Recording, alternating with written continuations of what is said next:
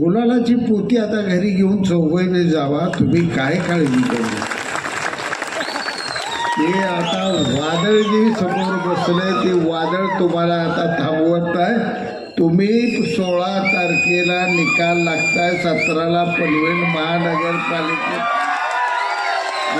चौघांनी जाऊन अजिबात चिंता कराय. पांडुरंगा नगरीत झाली आहे. पांडुरंगाचा आशीर्वाद म्हणून तुम्हाला चौघाला ते भाषण करून निघून गेले. ते 4, 5, 6 वेळा सारखं शहाजीबापू देशमुख शहाजीबापू देशमुख मी कटाळ होतो. ज्या म्हणलं देशमुखानं मला पिढले 45 वर्ष पिढले दिलं. आता ह्या सागुल्यात तर मला दुमतं तिमतं करते ती करताय. ते पनवेलात आलो इथं तो सुटका होईल म्हटलं तर ते सारखंच मला म्हणते देशमुख देशमुख. काय करावं मला कळत.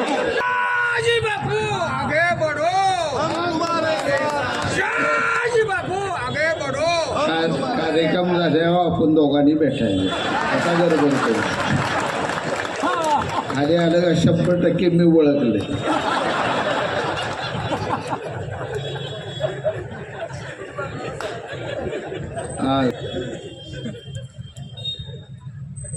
वास्तविकता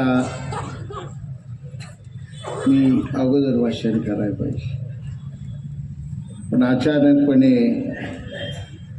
माझे तुमचे सर्वांचे आणि शिवसेनेचे ज्येष्ठ नेते आपले खासदार बारणे साहेब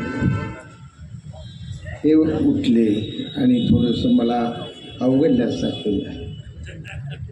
ते माझे नेते आहेत, ते तुमचे सर्वांचे आपले नेते आहेत आणि जे थोडं व्यापामुळं अतिशय सुंदर चांगलं प्रबोधन करून भाषण करून तातडीने गेले ते आपले लाडके आमदार तरुण आदरणीय प्रशांतजी ठाकूर साहेब, व्यासपीठावर असलेले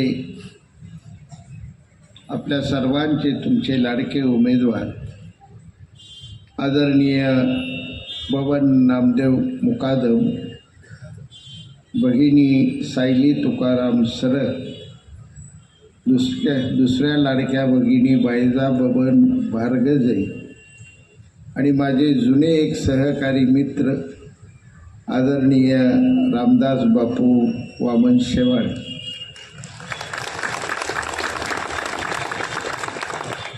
आता वास्तविकता मला इथं बोलवलं, मी आग्रहानं आलो, पण ज्यावेळी आपली प्रभात फेरी निघाली होती गाडीत मी उभा होतो त्यावेळी मी बघत होतो बारकाईनं की विनाकारण मला 300-350 किलोमीटरचा प्रवास करून रामदास बापून कशासाठी बोलवले मलाच काही कळत नाही. गुलालाची पोती आता घरी घेऊन चौघे जावा, तुम्ही काय काळजी करू.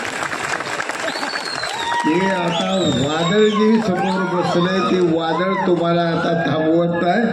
तुम्ही 16 तारखेला निकाल लागताय, 17ला पनवेल महानगरपालिकेत चौघांनी जाऊन अजिबात चिंता कराय. पांडुरंगा नगरीत झाली आहे.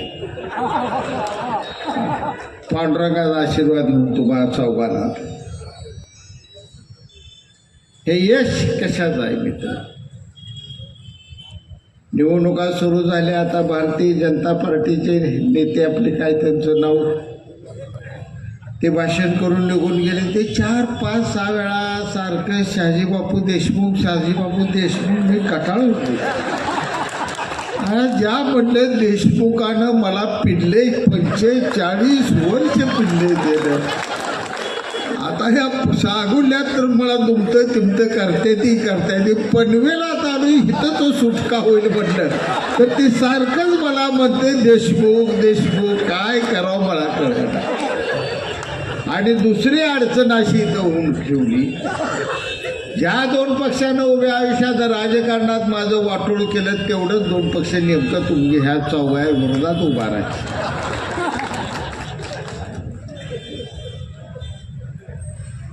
पवार साहेबांचं राजकारण काय मी सांगायची गरज नाही, तुम्हाला सगळ्याला माहिती आहे. आणि मला गाडीत फिरत असताना आम्ही आपल्या रॅलीत चालत असताना एक जण कानात म्हणला एकाच घरात पवार साहेबांनी 2 तिकिटे दिली आहेत. त्याला म्हणलं गबस केलं का एकाच घरात पवार साहेबांनी उपमुख्यमंत्रीपद दिलंय, खासदार पद दिलंय, आमदार पद दिलंय, अजून काय बरंच द्यायचं आहे. तर तिथं फक्त उमेदवाऱ्या दिल्या त्या. म्हणलं पवार साहेबांना असली काय अडचण नसते. कोण उमेदवार आहे या ठिकाणी, कुठल्या पक्षाचा या ठिकाणी उभा राहिला याचा नसून या ठिकाणी विषय खऱ्या अर्थानं महत्वाचा आहे. जो पक्ष खऱ्या अर्थानं तुमच्या माझे या पनवेलची या कळंबोलीची सेवा करेल त्या पक्षाच्या पाठीमागे जाणं हे आपलं पहिलं कर्तव्य. आम्ही काँग्रेस केली. उणीपुरी जीवनातले 35 वर्ष मी काँग्रेस पक्षात काम केलं. काँग्रेस पक्षातलं असं एखादं पद सुद्धा नव्हतं की जे पद या शहाजी बापू पाटलाला काँग्रेस पक्षाने दिलं नव्हतं. विद्यार्थी संघटनेचे पदं मला होती. मला युवक काँग्रेसची पदही पुढं चालत गेलो, मिळत गेली. मला फादर काँग्रेसची पदं मिळत गेली. काँग्रेस पक्षाकडून मी आमदार झालो होतो. 95 साली मी काँग्रेस पक्षाचा आमदार झालो. आणि नेमकं आमचं नशीब सांगोला तालुक्याचं एवढं भारी आहे. ज्यावेळी काँग्रेस पक्ष कायम इथं निवडून यायचा आणि मुख्यमंत्री